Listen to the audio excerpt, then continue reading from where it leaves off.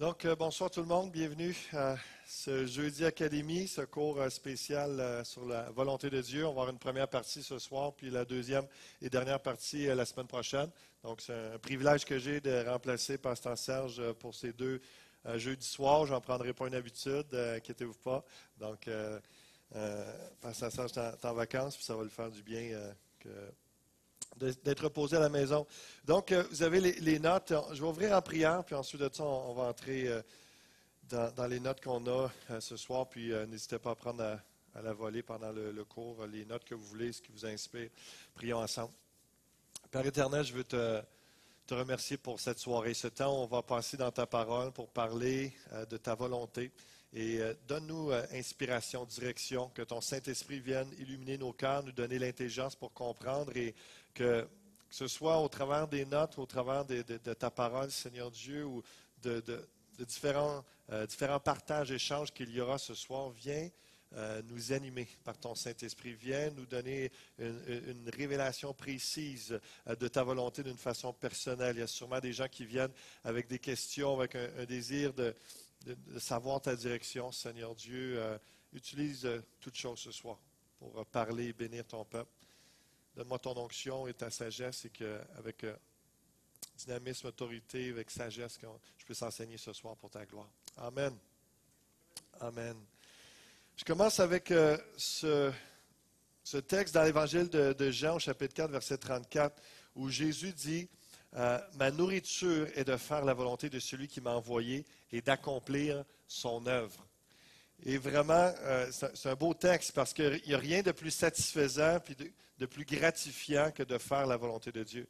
De savoir qu'on est en plein dans le milieu de la volonté de Dieu, c'est vraiment satisfaisant, c'est bénissant. Il y a une paix qui est là, il y a une grâce qui nous environne malgré les défis. On sait que Dieu est avec nous. Donc, et d'accomplir son œuvre, de faire sa volonté, d'accomplir son œuvre, c'est bénissant. Jésus dit dans l'Évangile de Jean un peu plus loin que Père, j'ai fait ce que tu m'as demandé de faire, j'ai accompli, ma job est faite. C'est vraiment, il a été au bout. Et je prie qu'au travers de ce cours-là, ce soir, la semaine prochaine, que non seulement on peut discerner un peu plus, comprendre, être prêt à se soumettre à la volonté de Dieu, mieux comprendre sa volonté, mais d'être de ceux qui l'accomplissent, d'être de ceux qui ne veulent pas juste le savoir. Connaître la volonté de Dieu, c'est une chose, mais la mettre en pratique, l'accomplir, c'est encore plus puissant.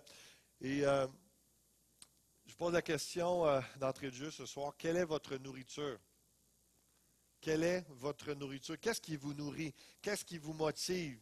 Vous carburez à quoi, autrement dit? Autrement dit, Jésus, le Fils de Dieu, sa nourriture, c'était de faire la volonté de Dieu. Et quelles sont vos motivations, vos motifs? Qu'est-ce qui vous préoccupe? Ou je pourrais dire, qu'est-ce qui vous rend fier? Quand vous accomplissez telle chose, ça, je suis satisfait, je suis content, je suis fier de moi, j'ai accompli telle chose. Est-ce que la volonté de Dieu est dans le top de votre liste? De dire, lorsque j'accomplis la volonté de Dieu, que je sais que c'est sa volonté, je la fais. Il y a vraiment, c'est ma nourriture, comme Jésus le dit. Un peu plus loin, dans Jean 6, verset 40, Jésus encore, « Voici en effet la volonté de mon Père, que quiconque voit le Fils et croit en lui ait la vie éternelle, et je le ressusciterai au dernier jour. » Je suis vraiment dans l'introduction du cours ce soir, puis c'est très de base ce soir, mais je veux juste quand même qu'on entre là-dedans, qu'on établisse cette base-là. La volonté du Père, que quiconque voit le Fils, croit en lui, ait la vie éternelle, et je le ressusciterai au dernier jour. Ce qu'on appelle l'histoire du salut. Je ne sais pas si il y a déjà un enseignant qui vous a parlé dans l'Ancien Testament, de la Genèse jusqu'à l'Apocalypse, on a ce qu'on appelle, en termes théologiques, l'histoire du salut. C'est-à-dire que dans chaque livre, tout le long, même dans l'Ancien Testament, alors que Christ n'était pas encore révélé, on parlait de lui. Il y avait le salut qui était là, la volonté de Dieu que les gens soient sauvés par le Fils. C'était en germe, ce n'était pas encore en fleurs, c'était en germe dans l'Ancien Testament, mais il y avait l'histoire du salut. Quelques exemples. Dans Genèse, l'arche de Noé. L'arche de Noé qui est un symbole, un type de Christ, que vraiment la volonté du Père que les gens qui sont à l'intérieur de l'arche, à l'intérieur de Jésus-Christ, soient sauvés. Exode, la délivrance d'Égypte. Ceux qui sont esclaves du péché sont délivrés en Jésus-Christ. Donc, encore une fois, on peut appeler ça l'histoire du salut dans le livre d'Exode. Lévitique, Jésus est le sacrifice pour le péché. On regarde dans le livre de Lévitique, ça nous parle de sacrifice, de libation, etc. Il y a toutes sortes plein d'animaux qui se font trancher la gorge, le sang coule à flot. Pourquoi? Parce qu'un jour, l'agneau de Dieu, Jésus-Christ, va venir pour ôter le péché du monde. De Josué, l'entrée en terre promise, ceux qui entrent en Jésus-Christ entrent dans la vie éternelle. Les juges, Dieu envoie un juge pour sauver le peuple. Le livre des rois, on voit qu'il y aura un fils de David qui sera dans une lignée éternelle, Jésus, le roi des rois, et c'est en lui qu'on a la vie éternelle qui vient régner. Les prophètes qui nous annoncent continuellement le Messie, il y a quelqu'un qui va venir et qui aura une purification complète, et vraiment tout est là. Et juste pour ramener encore une fois la centralité de la volonté de Dieu le Père, c'est que les gens croient dans le Fils de Dieu Jésus-Christ et qu'ils soient sauvés. Donc même dans l'Ancien Testament, on voit qu'il y avait des choses centrales qui étaient plutôt symboliques et que dans le Nouveau Testament, on voit vraiment l'accomplissement de tout ça. La volonté de Dieu, c'est ce que l'on fait doit être centré sur Jésus-Christ pour le salut des âmes et sur l'entretien d'une foi vivante afin que l'on continue de tout centrer sur Christ. Donc, c'est de commencer à centrer notre vie sur Jésus-Christ et pour le salut des âmes. Et dans notre communion avec le Fils, on entretient cette foi vivante-là et on s'assure que d'ici à la fin de nos jours ou d'ici au retour de Christ, on est encore dans le centre de la volonté de Dieu, c'est-à-dire de glorifier le Fils, de vivre dans la communion avec le Fils de Dieu et de le communiquer, de le partager, de témoigner le Fils de Dieu, l'Évangile. Vous êtes là ce soir, ça va? Comment discerner la volonté de Dieu? Quelques pensées avant d'aller un peu plus loin.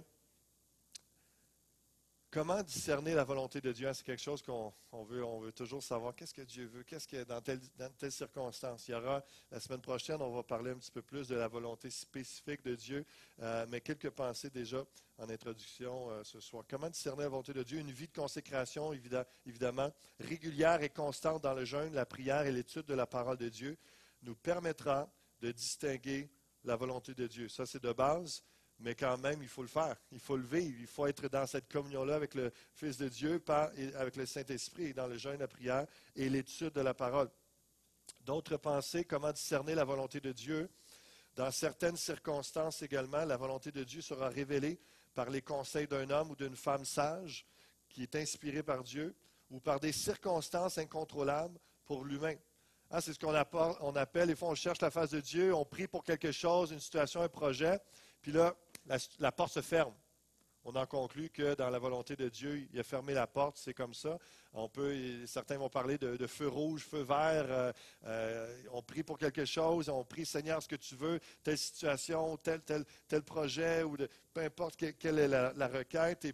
Et là, on sent qu'il y a un feu vert et que toutes les portes s'ouvrent. Oui, Seigneur, et on continue d'avancer. On n'a pas nécessairement entendu une voix, on n'a pas pu trouver un verset qui dit oui, ma fille, ta réponse, la réponse à ta question, à ta prière, c'est oui, etc. Ça, on n'a pas, mais il y a une paix. Donc, c'est des fois, il y a une sorte de circonstances incontrôlables que nous, on ne peut pas contrôler, on ne peut pas faire arriver des choses comme ça, mais wow, on voit qu'il y a la souveraineté de Dieu qui agit.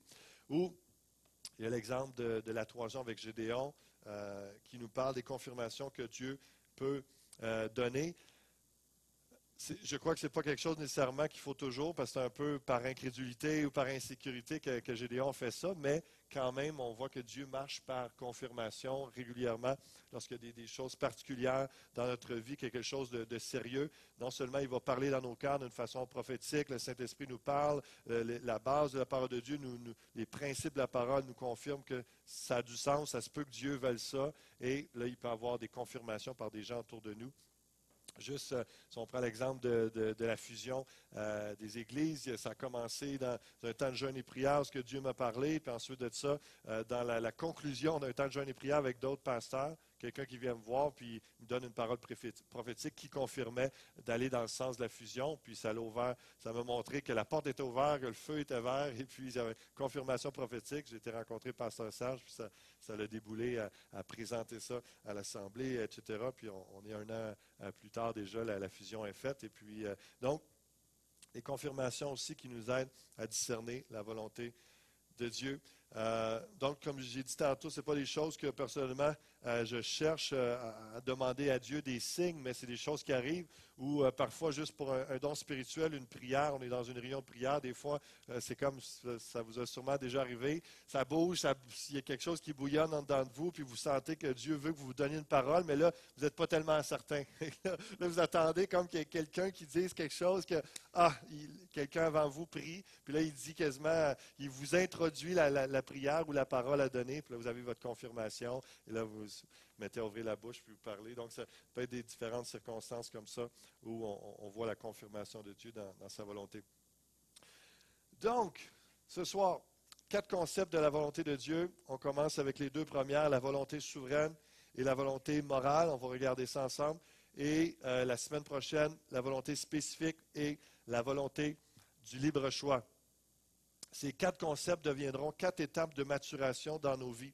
Je dis ça comme ça parce que je crois que ça peut être des sortes d'étapes où que lorsqu'on est à l'aise avec la volonté souveraine, la volonté morale, on commence à être plus à l'aise aussi dans notre maturité, on connaît mieux le Seigneur et là, la volonté spécifique, on est mieux apte à discerner des choses précises qu'il veut, qui n'est pas nécessairement écrit noir sur blanc dans la Bible, mais qu'on sent que Dieu nous dirige et il y a la volonté du libre choix également dans la maturité où on décide d'accomplir la volonté de Dieu librement. On va voir ça plus en détail la semaine prochaine. Mais on voit que ça peut être 4 étapes de maturation, de développement, de maturité dans nos vies.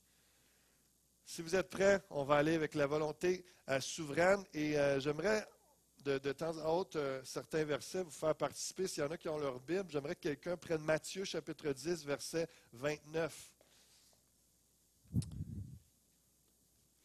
Et moi, je vais prendre ma Bible électronique ici, puis je vais lire certains versets.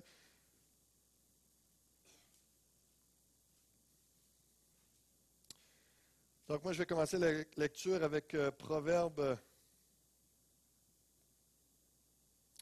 chapitre 21. Et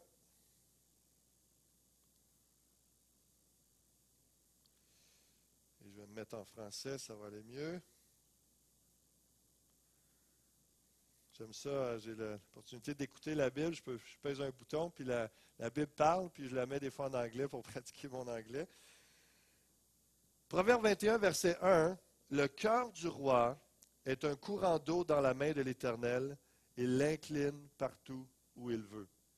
Déjà, c'est un verset assez puissant qui parle comment Dieu, dans sa volonté souveraine, il est capable de faire ce qu'il veut au travers de rois, d'autorités, que ces autorités soient chrétiennes ou pas. On peut penser à Darius, on peut penser à Cyrus dans l'Ancien Testament, où c'est des gens païens qui adoraient toutes sortes d'autres dieux, mais où ce que Dieu mettait dans le cœur et faisait tourner le cœur ou pencher le cœur dans une direction selon sa volonté. Et ça, on voit la volonté souveraine de Dieu là-dedans. Matthieu 10, 29, quelqu'un qui peut lire ça à voix haute, s'il vous plaît.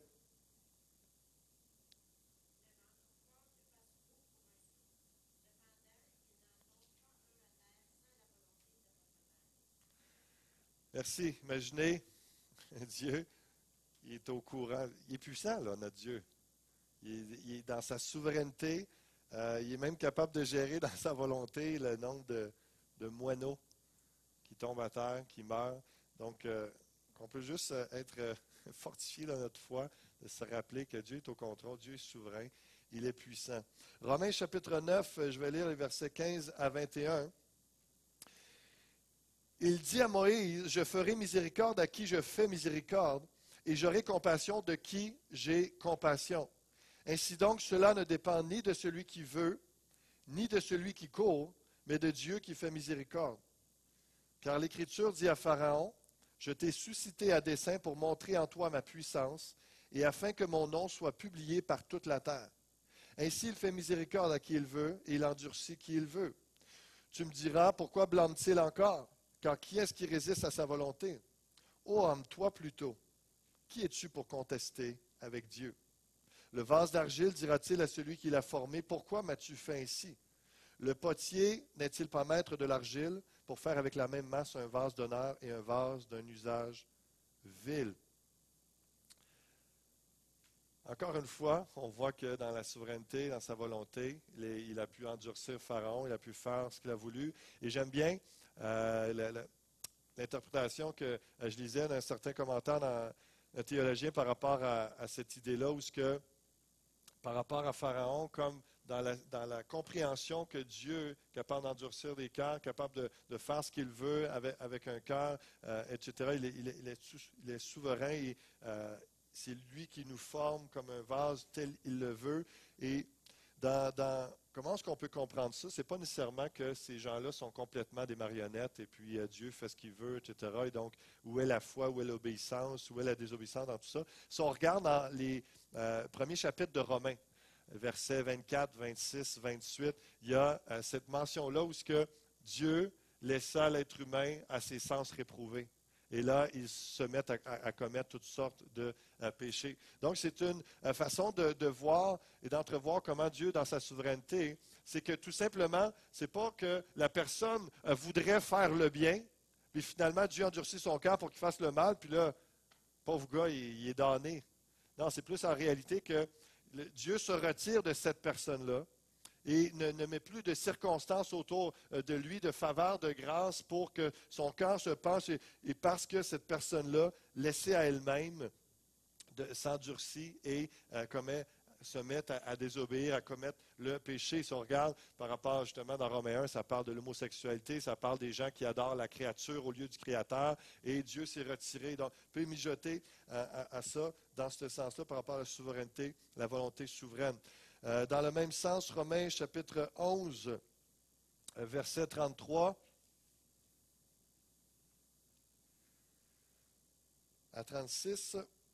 Ô profondeur de la richesse, de la sagesse et de la science de Dieu, que ses jugements sont insondables et ses voies incompréhensibles. Car qui a connu la pensée du Seigneur ou qui a été son conseiller? Qui lui a donné le premier pour qu'il ait à recevoir un retour? C'est de lui, par lui et pour lui que sont toutes choses. À lui soit la gloire dans tous les siècles. Amen et Amen. Premièrement, en résumé de ce qu'on vient de lire, Dieu décide et fait ce qu'il veut car il est Dieu. Amen. Dieu est Dieu, ô profondeur infinie, sagesse infinie. Et ça demande, dans ce premier concept de la volonté de Dieu, ça demande réellement de l'humilité. En tant que chrétien, puis même si par Internet, il y a des gens qui vont écouter puis qui ne sont pas soumis à Dieu, ne le reconnaissent pas comme Dieu, il y a ce concept-là de la volonté souveraine, la souveraineté de Dieu, c'est qu'on n'a jamais été le premier dans quoi que ce soit. Par rapport à Dieu. C'est lui le créateur, c'est lui l'initiateur, c'est lui le premier de toutes choses, il est éternel. Comment est-ce qu'on peut dire à Dieu quoi faire? Comment est-ce qu'on peut le conseiller? Comment on peut arriver à dire que tu ne peux pas décider ainsi ou tu ne peux pas avoir le dernier mot? En réalité, j'aime bien l'Apocalypse qui dit Jésus est l'alpha et l'oméga. On peut dire aussi, il y a le premier puis il y a le dernier mot. Jésus est le A et le Z, et donc il est le seul capable, parce qu'il est souverain, il est le seul capable dans sa volonté d'être continuellement parfait, juste et équitable et de savoir quoi dire, quoi faire. Il est Dieu. Il peut avoir le premier et le dernier mot, et donc on n'a pas rien à dire. Et c'est pour ça que ce n'est pas le concept ou la pensée que je m'attarde très longtemps, parce que il faut simplement comprendre que Dieu a un plan déterminé d'avance pour tout ce qui se produit et tout ce qui a été créé dans l'univers, donc dans la volonté souveraine de Dieu. Il est capable de prévoir à l'avance ce qui va prendre place. Il a un plan prédéterminé et il est puissant pour l'accomplir. C'est pour ça qu'on a un Dieu qui est capable d'être fidèle dans ses promesses, parce qu'il a la puissance pour accomplir ses promesses. Il dit des choses et il n'est pas un humain pour être pris de court avec l'incapacité de remplir sa promesse, comme ça peut nous arriver à tout le monde. On s'engage dans quelque chose, finalement on n'est pas capable de le rencontrer, ce qu'on avait dit, mais Dieu n'est pas comme ça. Dieu, tout ce qu'il dit, toutes ses promesses vont s'accomplir parce qu'il est puissant, il est fidèle. Dieu a un plan déterminé d'avance pour tout ce qui se produit, tout ce qui a été créé dans l'univers. Ma question, êtes-vous à l'aise avec la volonté souveraine de Dieu? Est-ce que vous l'acceptez dans tout et pour tout? Et c'est pour ça qu'on pourrait débattre sur la volonté souveraine de toutes sortes de façons, mais je garde cette simplicité-là, c'est qu'elle est plus à accepter la volonté souveraine qu'à comprendre. Les autres concepts, on va débattre un peu plus ou peut approfondir un peu plus, mais la réalité de ce premier concept-là, de Dieu est souverain et qu'il y a une volonté souveraine qui nous dépasse, c'est plus une question d'accepter que Dieu est Dieu, en fait. Et qu'il est le Créateur, que nous sommes la créature. Et je vous dirais, dans votre vie, pour approfondir votre relation avec lui, dans votre foi, pour aller plus loin, c'est vraiment la porte d'entrée, d'accepter, de reconnaître que Dieu, tu es Dieu, tu as une volonté souveraine, peu importe ce que tu veux faire avec moi, en moi, je l'accepte, puis je me soumets à toi. Et je vous encourage à ça parce que c'est dans cette voie-là, dans cette entrée-là que réellement on entre dans un chemin de bénédiction, de transformation, de sanctification, de renouvellement, puis de vraiment où est-ce qu'on avance. Donc, est-ce que vous acceptez que Dieu est Dieu, qu'il a une volonté souveraine? C'est vraiment la porte d'entrée dans l'obéissance pour aller plus loin et comprendre davantage sa volonté. Parce que si vous êtes réticent par rapport à ça, d'accepter que Dieu est Dieu et qu'il a une volonté souveraine, c'est que aussitôt qu'on va arriver ailleurs, dans un autre domaine de votre vie, vous êtes toujours en train de questionner celui qui a initié la chose, celui qui a décidé d'un plan pour votre vie, les dons qu'il vous a donnés, la meilleure qu'il vous a fait, etc. Vous êtes toujours en train de re-questionner la souveraineté de Dieu. Mais si vous êtes à l'aise déjà avec la première portion, qui est Dieu souverain, Seigneur, me voici, fais ce que tu veux avec moi, j'ai confiance en toi, tu es Dieu. Qui d'autre que toi pourrait être plus qualifié pour prendre soin de moi, pour me dire quoi faire, pour m'éduquer, pour m'enseigner, me montrer la voie, envers qui je pourrais me soumettre d'autre que toi et d'être pleinement confiant. Il n'y en a pas. Donc, c'est vraiment cette pensée-là que j'encourage réellement à vous soumettre, à vous abandonner, à Dieu accepter sa souveraineté. La volonté morale, on entre dans ce deuxième point, puis on a plus de matériel à développer. Ça va jusqu'à présent? Bon. La volonté morale, si quelqu'un peut prendre le texte de Psaume 119, verset 105, s'il vous plaît.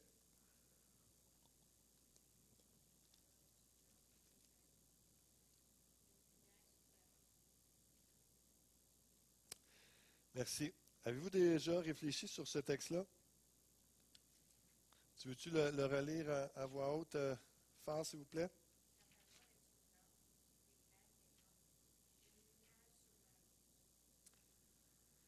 Ce que j'aime bien de ce texte-là, hein, une lampe à mes pieds, une lumière sur mon sentier, dans d'autres mots, dans d'autres versions, c'est que Dieu, il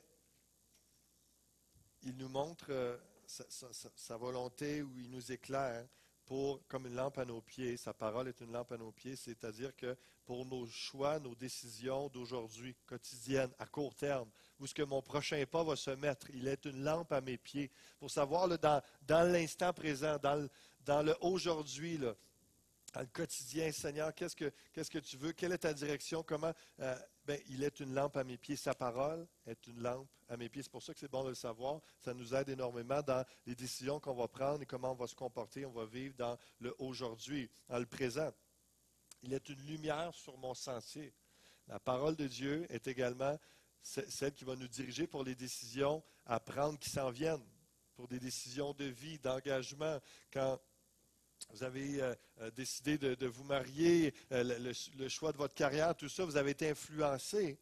Et on est appelé à être influencé pour des décisions d'envergure comme ça par la parole de Dieu. Et lui va nous éclairer avec le Saint-Esprit, il vivifie la parole et il est une lumière sur notre sentier. Donc, lorsqu'on parle de la volonté morale, c'est vraiment de connaître la parole de Dieu et puis de vraiment réaliser que dans l'aujourd'hui, dans le demain, peu importe l'âge, peu importe notre génération, Dieu, dans sa parole, veut nous éclairer, nous montrer sa volonté.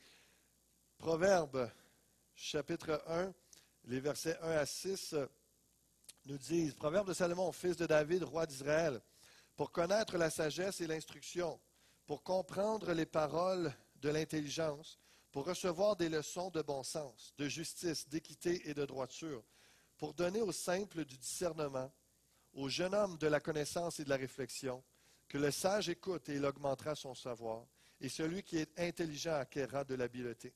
Pour saisir le sens d'un proverbe ou d'une énigme, des paroles des sages et de leurs sentences. Combien il y a de la sagesse, de l'instruction et la compréhension du cœur, de la sagesse, de la volonté de Dieu dans les proverbes, dans la parole de Dieu dans son ensemble. Mais depuis que j'ai l'âge d'à peu près 12-13 ans, je lis les proverbes régulièrement. Et combien pour les finances, pour les relations conjugales, pour la décision, toute la vie dans nos relations amicales, pour le travail, dans tous les domaines, les sphères de notre vie, il y a un proverbe qui nous conseille quelque chose, une sagesse infinie, parce que c'est une sagesse qui vient de Dieu. Et lorsqu'on se met à réfléchir comme les proverbes, puis à vivre comme les proverbes, on se met à vivre et à réfléchir comme Dieu, comme sa pensée, comme tout autre texte et principe de la parole. Donc, c'est pour ça que si on est à l'écoute, comme le texte nous dit, comme Dieu nous parle comme un père, et sa parole a été inspirée à des hommes, ils ont écrit comme un père parle à son enfant, puis il y a certains livres, c'est comme une lettre d'amour, d'autres, c'est des instructions, d'autres fois, c'est de la correction pour nous reprendre. Il y a toutes sortes de textes que le père a communiqués à ses enfants. Et si on est sage, si on écoute, si on est humble pour écouter ses instructions, on va saisir sa volonté, on va recevoir, acquérir de la sagesse parce que Dieu veut enseigner et veut communiquer sa volonté à ceux qui sont à l'écoute.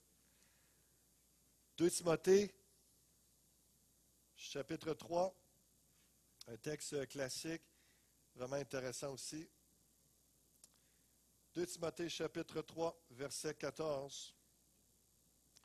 Toi demeure dans les choses, donc c'est Paul qui parle à Timothée, qui lui conseille, toi demeure dans les choses que tu as apprises et reconnues certaines, sachant de qui tu les as apprises. Dès ton enfance, tu connais les saintes lettres, donc il parle de l'Ancien Testament, qui peuvent te rendre sage à salut par la foi en Jésus-Christ. Encore une fois, parce que je vous ai dit, d'entrée de jeu au début, que même dans l'Ancien Testament, il parlait de Christ. Son nom n'était pas nommé, mais le Fils de l'homme, le Messie, il y a un cours éventuellement que je vais donner à l'Église qui est Christ dans la Bible, et on voit tous les noms que Jésus-Christ avait dans l'Ancien Testament, et qu'il est venu l'incarner, il est venu révéler à tous ces noms-là, ces prophéties qui avaient été données à son égard. Et c'est pour ça que lorsqu'ils sont nés de nouveau, le Saint-Esprit habitait en eux à l'époque de Paul et Timothée, tout ça, donc dans le Nouveau Testament. Eux n'avaient pas encore le Nouveau Testament décrit, mais ils lisaient l'Ancien Testament, mais avec la révélation de Jésus-Christ. Donc, ils étaient même édifiés dans leur foi en tant que nouveau-nés chrétiens en lisant l'Ancien Testament parce qu'ils voyaient le Christ. Ils comprenaient maintenant, ce texte-là parlait de lui. Ce texte-là voulait dire ça. Il y avait vraiment cette notion-là, puis il y avait une sagesse dans ces écrits-là qu'ils comprenaient par la foi en Jésus-Christ. Toute écriture, verset 16, toute écriture est inspirée de Dieu et utile pour enseigner, pour convaincre, pour corriger, pour instruire dans la justice, afin que l'homme de Dieu soit accompli et propre à toute bonne œuvre. Je pense que c'est ça que la plupart des chrétiens veulent. Je pense que c'est ça que vous avez dans votre cœur, de vouloir être des hommes faits, accomplis. Ça veut dire d'être un enfant de Dieu qui est mature, qui comprend bien le cœur de Dieu, sa volonté, et qui est propre à toute bonne œuvre, qui est équipé, qui est ferme, que si Dieu l'appelle à tel ministère, il y a les ressources en main, et tout ça part dans la communion avec Dieu, dans l'étude de la parole, les révélations et la sagesse. Tout est là, l'équipement stratégique, l'équipement spirituel, toute la connaissance qu'on a besoin, tout est là dans la parole de Dieu, le Saint-Esprit qui vient animer ça. Donc, la volonté morale, en d'autres mots, c'est les enseignements et principes de la Bible nous révèlent la volonté de Dieu. Ces principes sont universels et ils ne changent pas selon l'époque et la culture. Donc, pour ceux qui suivent dans les notes, parfois il y a des trous, puis les réponses, vous les avez là, vous avez juste à les remplir si vous les voulez. Sinon, si vous me faites la demande, je peux vous envoyer le PowerPoint au complet, puis vous allez avoir toutes les réponses. D'ailleurs, s'il y en a par Internet qui veulent avoir le PowerPoint ou les notes, si vous m'écrivez à DNAUD, églisefusion.com, je vais vous envoyer ça, ça va me faire plaisir. Donc, les enseignements et principes de la Bible nous révèlent la volonté de Dieu. Ces principes sont universels, ça veut dire qu'ils sont pour tout le monde, toutes les nations. Ça ne change pas selon l'époque et la culture. C'est une voie, c'est vraiment la volonté morale de Dieu. Si on continue, la Bible nous révèle comment Dieu pense, comment il voit les choses, ce qu'il attend de nous, quels sont ses standards, qu'est-ce que Dieu haït, qu'est-ce que Dieu aime, qu'est-ce qui blesse le cœur de Dieu. Tout est dans la parole de Dieu. Alors que c'est pour ça que si on cherche vraiment Dieu et qu'on le cherche dans sa parole, le Saint-Esprit va nous révéler comment Dieu pense, comment il est, comment il voit les choses. Et on va connaître davantage sa volonté. La Bible nous donne le cadre de la volonté de Dieu. Ce cadre ne change pas. C'est-à-dire que si on comprend bien l'ensemble de la parole, c'est toutes sortes de principes. Dans l'Ancien Testament, on parlait des lois, tout ça, mais dans le Nouveau Testament, ce n'est pas autant des lois de ne pas faire ci, pas faire ça, que de comprendre comment Dieu pense, de comprendre qu'est-ce qui touche le cœur de Dieu, de comprendre c'est quoi sa mission, de comprendre qu'est-ce qu'il s'attend de l'Église, du peuple de Dieu, quelle est sa volonté. Ça forme un cadre dans notre vie. Et on sait que tout ce qui est en dehors de ce cadre-là, tout ce qui est en dehors du cœur de Dieu, tout ce qui est en dehors de la parole de Dieu, n'est pas sa volonté, tout simplement. Ça élimine beaucoup de choses et de questions à se poser. C'est pour ça que j'ai écrit des questions inutiles à poser à Dieu. Seigneur, est-ce que tu veux que je fréquente ou marie un incroyant? Non, jamais, parce que la parole, dans sa volonté morale, elle a déjà été révélée, que la lumière ne se mêle pas avec les ténèbres, et donc toutes sortes de moyens. Il faut attendre que la personne se convertisse si on veut réellement fréquenter quelqu'un chrétiennement. Seigneur, est-ce que tu veux que je donne et serve à l'Église? Il a déjà donné plein de fois les demandes ou les conseils et les encouragements à donner, à servir. On n'a pas besoin de demander. Il peut, dans la volonté spécifique, on va voir la semaine prochaine. Là, il peut se révéler d'une façon particulière. Oui, je veux que tu me serves, évidemment, tu le sais déjà, mais voici dans tel domaine. À quel moment? Avec quelle personne? Là, ça devient plus précis. La parole de Dieu dans son ensemble peut nous aider à discerner ça, mais le Saint-Esprit, d'une façon prophétique, d'une façon cœur à cœur, personnelle, là, il peut nous préciser ça. Est-ce que tu veux que je parle de toi à telle ou telle personne, à mon voisin? Oui, c'est sûr, tout le temps, n'importe quand, il veut qu'on parle. C'est sa volonté morale, c'est sa volonté en tout temps qu'il veut qu'on parle de Jésus. Est-ce que tu veux que j'étudie la Bible? Bien, certainement. Est-ce que tu veux que j'ai une maison, des enfants? C'est un couple marié qui se pose la question. Oui, Dieu a déjà établi des principes qu'il est pour la propriété. C'est un choix que les gens font selon leur budget, selon leur temps. Les gens gèrent ça. Est-ce que tu veux, Seigneur, que j'ai des enfants? Mais si tu es marié, oui, Dieu est pour la famille. Il veut qu'on fonde une famille. Si quelqu'un est célibataire, qui a le don de célibat, c'est autre chose. Mais dans le cadre du mariage, ce n'est même pas des questions à se poser. Est-ce que tu veux que je paie des impôts? Eh oui, malheureusement, c'est déjà oui. Est-ce que tu veux que je pardonne? Seigneur, c'est vraiment mal, c'est terrible ce qu'il a fait. Tu peux pas approuver ça, puis comme si je le pardonne, je vais l'approuver. Ça n'a rien à voir. Le pardon, c'est la volonté de Dieu. Dieu nous a tout pardonné dans tous nos péchés, malgré tout ce qu'on a fait. Et on a un pardon passé, présent et futur en Jésus-Christ. C'est ça la puissance de la foi en Jésus-Christ, du pardon en lui. Et donc, le fait de pardonner n'est pas comme si on approuvait la personne qui a fait du mal ou comme si ça banalisait. C'est simplement qu'on décide de ne pas lui en vouloir et de ne pas se venger nous-mêmes. On relâche le lien d'amertume ou de rancœur qu'il peut y avoir entre les deux. Donc, en avez-vous des idées comme ça de questions qui sont inutiles à poser au Seigneur parce qu'on a déjà une réponse claire, mais que parfois des gens peuvent poser quand même parce qu'ils veulent avoir une autre réponse peut-être? Les ai toutes écrites? Non?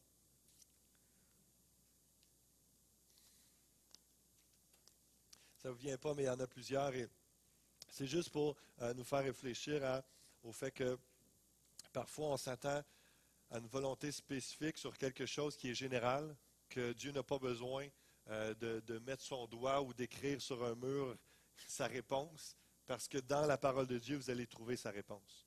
Donc, Dieu ne s'amuse pas à répéter continuellement ce qu'il a laissé. Ce n'est pas pour rien qu'il a laissé un document sacré. La Bible, c'est vraiment pour toute la révélation générale de qui il est, de son caractère, de son plan, sa mission, de qui vous êtes en Jésus-Christ, de votre appel, etc. L'essentiel est là. Donc, il faut vraiment s'attarder à connaître les Saintes Écritures. Plus nous connaissons la parole de Dieu, plus nous connaissons la volonté de Dieu. Et moins nous prenons notre volonté pour la volonté de Dieu. Ça, c'est important.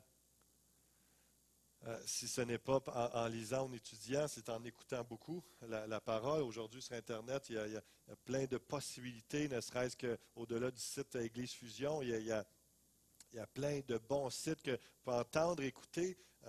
Donc, il n'y a pas d'excuse à ne pas plonger dans la connaissance de Dieu et de recevoir sa volonté. Et c'est tellement important parce que justement, notre chair, notre humanité, elle a tellement des désirs contraires à Dieu, elle a tellement de volonté, elle crie, elle veut toutes sortes de choses.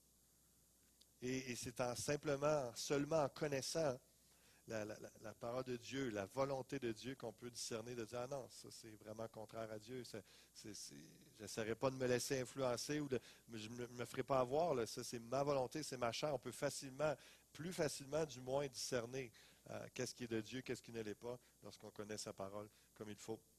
Romains 12:2 nous dit, ne vous conformez pas au monde présent, au siècle présent, mais soyez transformés par le renouvellement de l'intelligence, afin que vous discerniez quelle est la volonté de Dieu, ce qui est bon, agréable et parfait. C'est intéressant parce que ce texte-là nous dit un peu un filtre ou un test de savoir qu'est-ce qui est de la volonté de Dieu. Ça nous dit que la volonté de Dieu, elle est bonne. Ça veut dire qu'elle est droite et honorable. S'il y a quelque chose que vous pensez faire ou dire que ce n'est pas droit, ce n'est pas juste, ce n'est pas honorable, vous savez déjà en partant que ça ne passe pas le test. Ce n'est pas la volonté de Dieu. Agréable. La volonté de Dieu, elle est bonne et elle est agréable. Ce qui veut dire plaisante, acceptable, convenable pour Dieu, pas pour nous. Il y a bien des choses qui nous conviennent ou qu'on aimerait dans notre chair, mais ça ne convient pas. Ce n'est pas acceptable pour les standards de Dieu. Donc, qu'est-ce qu'on pense? Qu'est-ce qu'un projet, quelque chose qu'on mijote, qu'on passe beaucoup de temps à ruminer et à mijoter, est-ce que c'est bon aux yeux de Dieu, agréable selon les termes qui est là? Parfaite. La volonté de Dieu, elle est bonne, agréable et parfaite. C'est-à-dire qu'elle est accomplie, à quoi rien ne manque. C'est-à-dire que si vous êtes dans ça, normalement, vous n'êtes pas en train de toujours chercher autre chose, comme si vous étiez insatisfait. Lorsqu'on est dans la volonté de Dieu, c'est bon, agréable et parfait. Ça ne veut pas dire qu'on est rendu parfait ou que ce monde est rendu parfait. C'est que la volonté de Dieu, elle est bonne, agréable et parfaite. On sait qu'on est pleinement dans la volonté de Dieu. Il y a une satisfaction qui est là. Et il ne manque rien. Non, je suis bien. C'est un peu comme l'apôtre Paul. Il était dans la volonté de Dieu. Puis il y avait une espèce de contentement. C'est un peu, tant que j'ai la nourriture et le vêtement, ça me va, la grâce de Dieu me suffit, etc. On vient à des conclusions comme ça seulement lorsqu'on est dans la volonté de Dieu, qu'on est dans la paix, de savoir qu'on est satisfait et qu'on est bien dans l'obéissance à Christ.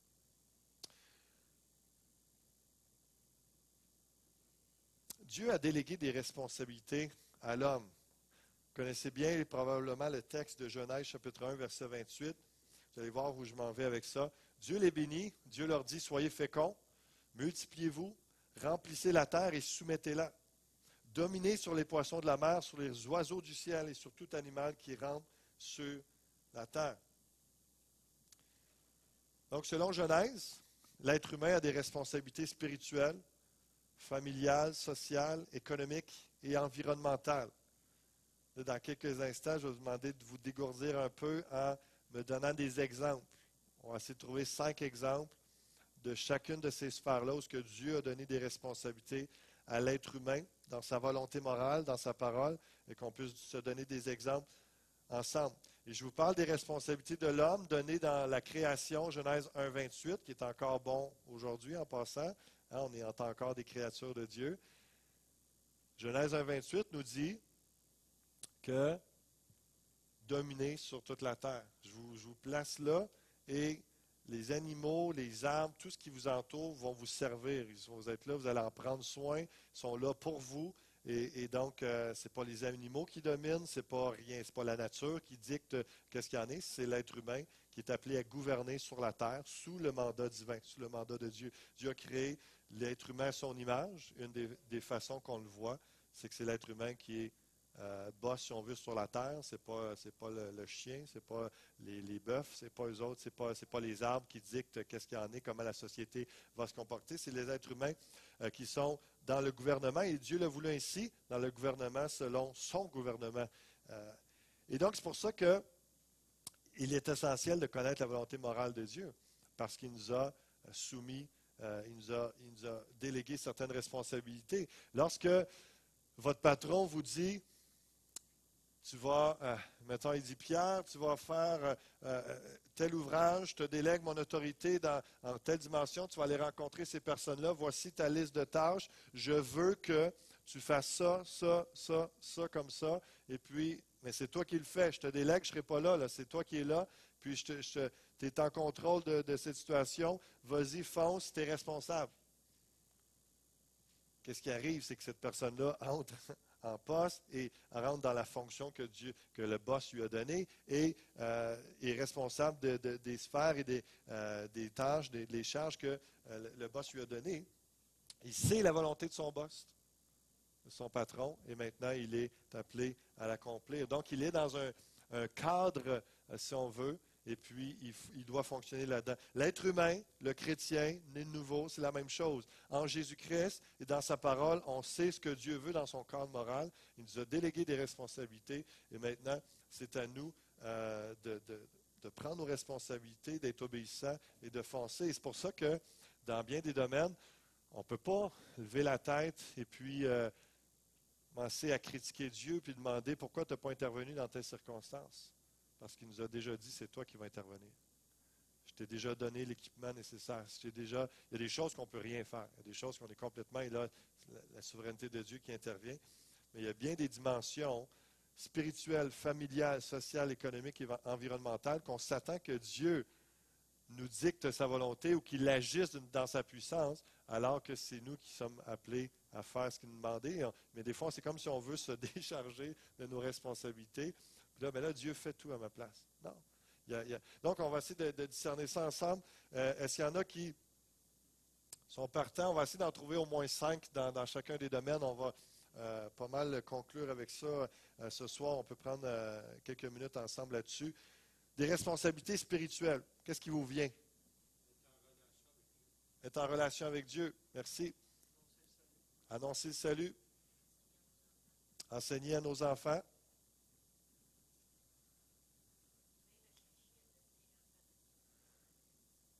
Oui, chercher à devenir enfant de Dieu. C'est bon parce que c'est une bonne réflexion parce que même si la personne, en ce moment, votre voisin, votre collègue de travail, n'est pas, euh, n'est pas chrétien, bien, à cause qu'il y a eu un créateur, Romains 1 nous le dit, les choses invisibles que Dieu a créées démontrent qu'il y a un créateur.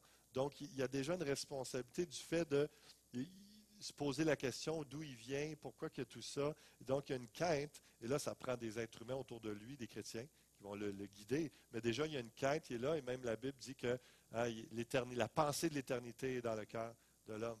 Donc, ça devient en quelque sorte une première base de responsabilité spirituelle de chercher Dieu. D'autres pensées, une ou deux autres réponses?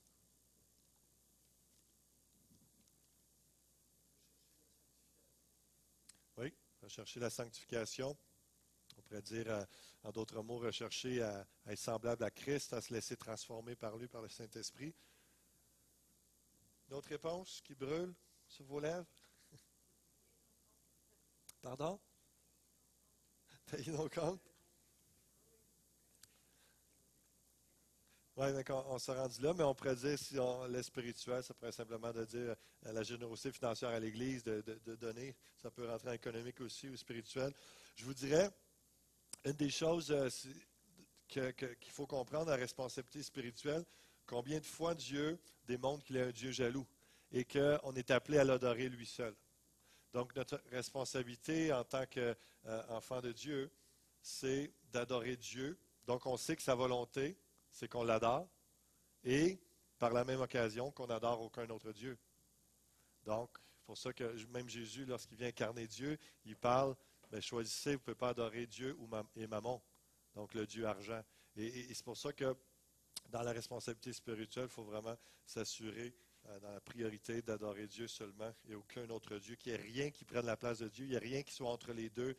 Donc, vraiment important. Quelques exemples de responsabilité familiale qu'on sait que dans la volonté morale, le cadre de Dieu, la parole de Dieu, il nous démontre, il nous a déjà dit sa volonté. On a parlé tantôt d'éduquer, c'est honorer son père et sa mère, exactement. On a parlé tantôt, notre sœur qui a dit d'éduquer les enfants dans les voies de Dieu. Fidélité dans le couple, éviter l'adultère, même on peut ajouter en pensée, de faire attention à la convoitise des yeux, convoitise de la chair.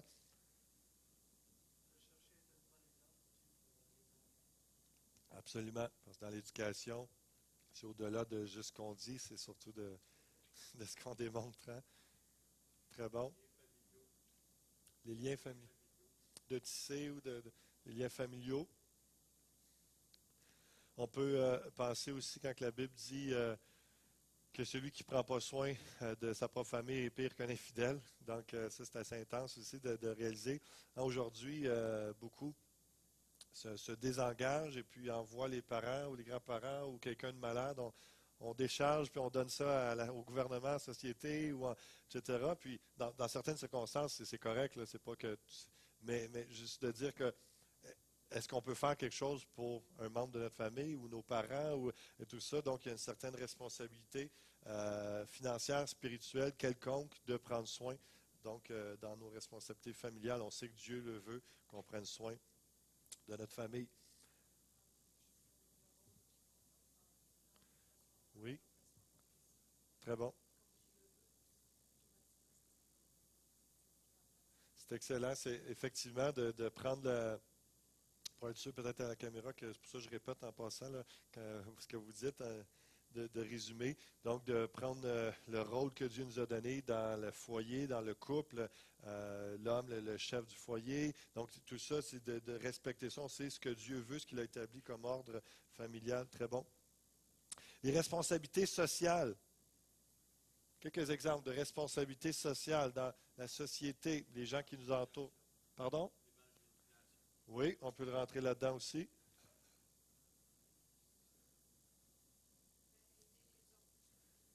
Aider les démunis, les pauvres, aider les autres. Oui, absolument.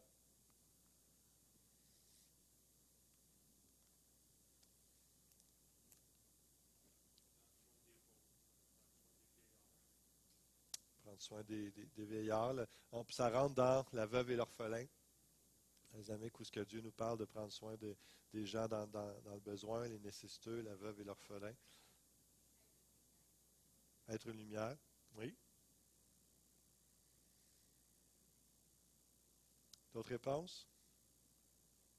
On est moins alerte, hein, ou souvent, quand ça sort un peu de notre société d'église, ça devient un peu plus complexe, mais en réalité, c'est ça, c'est tout ce qui touche l'aide et l'entraide. Et là, ça peut juste se préciser dans les groupes de personnes ou les gens qui sont marginalisés pour X raisons, soit handicap ou trouble quelconque. Donc, le côté social, c'est vraiment le fait qu'on ne peut pas se foutre des gens qui nous entourent, de dire, par exemple, il y a un taux de suicide assez élevé au Québec, puis donc, qu'est-ce que tu veux qu'on fasse? Non, ben, il y a une responsabilité spirituelle, il y a une responsabilité sociale. Dieu veut qu'on prenne soin les uns des autres, l'amour du prochain qui englobe tout ça. Donc, c'est vraiment important, puis de ne pas dans un certain sens, le social peut rentrer aussi, je ne veux pas entrer dans un grand débat, là, mais le côté politique aussi. On ne peut pas juste se dire critiquer les autorités et jamais voter ou jamais essayer d'aider à aider à la société. Puis là, on se positionne, on se désengage de quoi que ce soit, de ce qui se passe dans la municipalité, dans notre province ou dans notre pays. Puis là, de juste se mettre dans le siège des spectateurs qui critiquent, puis, moi, j'aurais pas fait ça de même, ou devrait, c'est-tu plate, puis je te dis qu'on est dans un monde païen aujourd'hui, puis etc. Non, on a une responsabilité sociale, spirituelle de ce qu'on peut faire, d'être une lumière, de pouvoir semer, d'essayer de. C'est pas tout le monde, je suis le premier pas être tellement connaissant dans le domaine politique, tout ça, c'est pas mon domaine, mais ce que je peux le faire pour influencer la société ou la communauté, je vais le faire parce que j'ai une responsabilité à cet égard-là, comme chacune des personnes, chacun des enfants de Dieu en a. Responsabilité économique. Quelques pensées là-dessus. Exemple, la volonté de Dieu par rapport à l'économie. Être honnête, soutenir l'Église, absolument. Être des bons administrateurs de ce que Dieu nous a confié. C'est excellent. Comment on fait ça? Un exemple ou deux? Payer nos impôts, ça va avec être honnête, puis c'est un bon administrateur, effectivement. Et démonstration d'honnêteté. D'autres exemples? Comment être. Deux bonnes réponses. Ne pas s'endetter et faire un budget. Déjà, si, je vais répéter la réponse dans quelques instants, c'est une bonne réponse. Déjà, si on fait un budget, ça va nous aider à ne pas s'endetter. Et vous allez me dire, ah, ben là, Dieu veut vraiment qu'on fasse un budget, c'est pas là dans la Bible. Ben, allez voir les proverbes et allez voir certains textes où ce que Jésus dit, avant de bâtir une tour, il n'y a pas quelqu'un qui s'assit pour calculer la dépense, etc. On parle de quoi? On parle de principe du budget. C'est juste là. Donc, on parle c'est dans un contexte de stratégie militaire ou de construction, mais le principe est là de s'asseoir, de réfléchir. Et encore là, ça dépend comment vous voyez justement l'économie puis la volonté de Dieu là-dedans. Mais si on réalise que, ouais, finalement, le salaire que j'ai, c'est Dieu la source de mon revenu. C'est pas juste mon patron. Il me bénit, il prend soin. J'ai une job, je travaille, je gagne X par année. Et ce que j'ai à faire, ben, j'ai une bonne portion. C'est moi qui décide ce que j'ai à faire. Mais je sais que Dieu m'appelle à soutenir l'Église, à aider les pauvres et tout ça. Donc, j'ai une responsabilité d'y penser.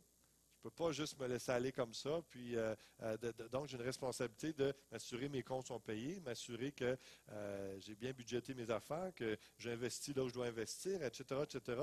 Donc, il y a une dynamique de, encore une fois, ça, c'est un très bon exemple où on demande à Dieu d'intervenir dans des choses que la parole nous a déjà donné, les réponses de Dieu, comment cadrer nos vies, réfléchir. Et c'est pas tout le monde qui est compétent, qui aime ça, les finances, etc. Mais il y a plein de gens qui travaillent là-dedans, qui, même gratuitement, peuvent nous aider, nous conseiller, tout ça. Donc, on a un effort à faire là-dedans, dans notre responsabilité économique, parce que c'est la volonté de Dieu dans son cadre moral, dans la parole, de bien prendre soin de nos finances. Et notre frère disait, juste après, juste après, oui, par rapport aux valeurs du monde, de ne pas pas se laisser de ne pas se laisser influencer parce qu'on est une société de consommation. On voit quelque chose dans un magazine, à la télé, etc. On achète, on achète, on achète. Donc, c'est à nous à gérer ça parce que, justement, Dieu qu'on soit des bons intendants et qu'on ne vive pas selon les principes. C'est pas parce que notre voisin vient de s'acheter un gros pick-up rouge, flash, puis qui est flambant neuf, qu'on doit se laisser tenter et de dire, moi aussi, ben, je vais en acheter un plus gros. Puis il va être encore plus flash que lui, puis etc. Donc, quelqu'un disait, je trouvais ça très bon, ferme la parenthèse là, sur l'aspect économique, mais je vais leur dire dans mes mots, mais ça disait, pourquoi que les gens s'efforcent à acheter des choses qu'ils n'ont pas de besoin avec de l'argent qu'ils n'ont pas pour impressionner un voisin qu'ils n'aiment pas? Souvent, c'est ça, hein, c'est l'ostentation, c'est de paraître ou de vraiment. Et les chrétiens, il faut faire attention à ça, de ne pas se laisser influencer. On est tellement bombardés par la publicité, et vraiment influencés à consommer, puis par juste ce qu'on possède et de tout ça, de vraiment dire waouh, c'est correct de bien s'habiller, d'avoir une belle maison, tout ça, mais on le fait parce qu'on a les moyens, puis qu'on est capable de bien gérer, puis on est capable aussi de prendre soin de nos enfants, des autres, ou juste pour bien paraître, puis là on s'endette, puis là ça paraît qu'on a bien les choses, mais enfin, il n'y a pas grand-chose qui nous appartient, ça appartient plus au gouvernement. Pour le gouvernement, ça va un peu plus à la banque ou aux institutions financières. Donc, c'est tout ça. Et on termine avec quelques exemples de responsabilité environnementale. Recycler, c'est banal, mais c'est vrai, parce que c'est une des choses, principalement, il a créé la terre et les cieux, et il nous a laissé sur la terre, il prenait soin de la terre, gouverner. Et puis là, des fois, on peut être un peu stressé ou capoter avec l'idée, quand il y a des statistiques à dire qu'en 2030 ou 2050, si rien ne change, il y aurait quasiment plus de ressources ou bien la terre va exploser. Il y a des affaires, des fois, qu'on entend comme ça. Puis là, c'est comme, ben là, Dieu, comment ça tu laisses ça aller, la pollution, puis etc., ou la pauvreté dans le monde, tout ça, comment ça? Hey, c'est nous qui gérons ça. C'est nous qui surconsommons, c'est nous qui. Donc, c'est vraiment, encore une fois, le côté environnemental. D'autres exemples que vous pensez?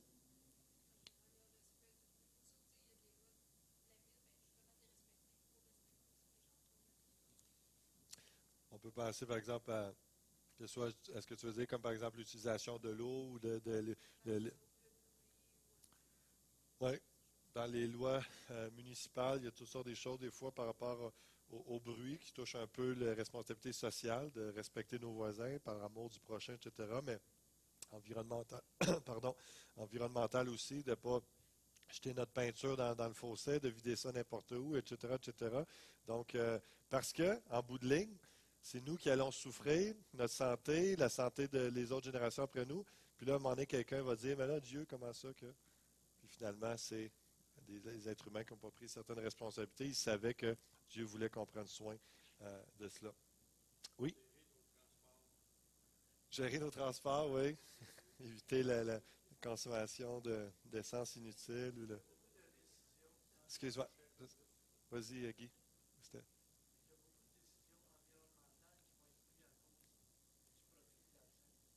Ouais, ouais, ouais,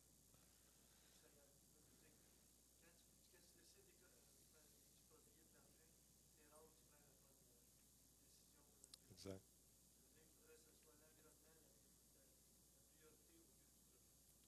Ouais, donc, en résumant en quelques mots, le capitalisme fait en sorte que beaucoup de décisions qui se font pour l'argent au détriment de l'environnement, au détriment de l'être humain, la société. Donc, l'idée, c'est pas de virer fou avec tout ça, de dire ah, Dieu veut que je recycle, si je ne le fais pas, j'ai péché. C'est pas dans ce sens-là.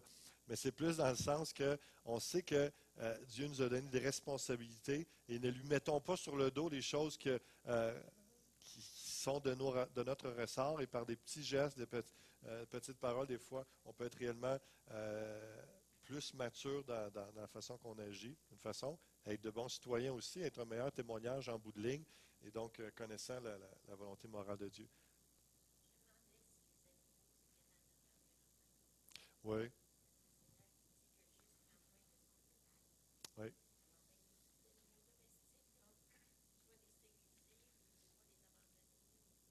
Oui, juste de prendre soin des animaux, que ce soit du bétail ou des animaux domestiques, des choses comme ça, effectivement, le respect, même si ce n'est pas des êtres humains qui n'ont pas la même valeur, là, il y en a qui considèrent les animaux aussi égales, de grande valeur que les êtres humains, je ne crois pas ça. Les animaux sont là pour... hein, il y en a qu'on on est appelé à manger, donc, et c'est correct, Dieu les a créés pour ça, mais... donc, c'est mais de respecter effectivement, puis on n'est pas appelé à maltraiter parce qu'on est des plus forts qu'eux, là. Euh, terminer avec ça, d'autres pensées, questions, commentaires sur cette première portion de cours sur la volonté de Dieu, souveraine et morale. Ça va? Donc, dans la volonté morale, c'est vraiment de comprendre l'essentiel dans la parole de Dieu. Et je vous dis,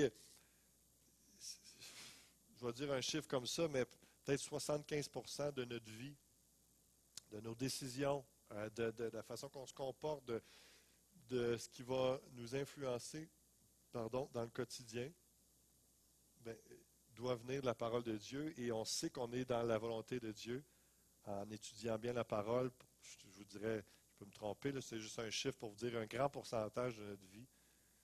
On sait qu'on peut être dans la volonté de Dieu pleinement si on connaît pleinement la parole de Dieu, bien de bonne façon et évidemment qu'on la met en pratique.